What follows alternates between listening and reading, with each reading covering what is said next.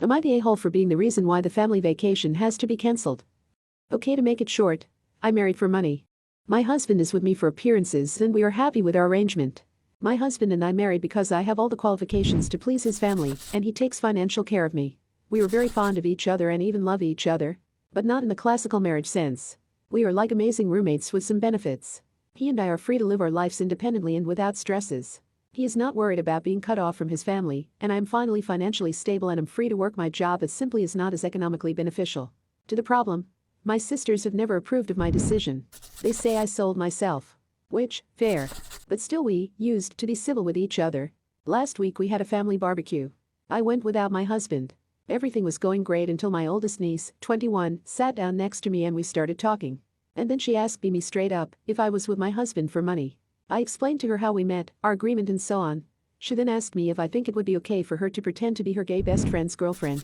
I told her it was up to her to decide, and if there was no negatives to it, like her having actual feelings for him, someone getting hurt like a romantic partner, etc., etc.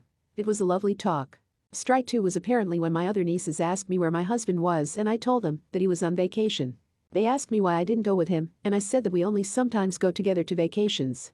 We usually take little trips together but go on longer vacations with friends or family. My niece, 16, asked me if it was true what her mom and dad said about me being a gold digger, and I just said I guess so. Like, that doesn't faze me. I know my sisters constantly talk about me behind my back and I am not ashamed about my marriage at all. So I see no need to lie.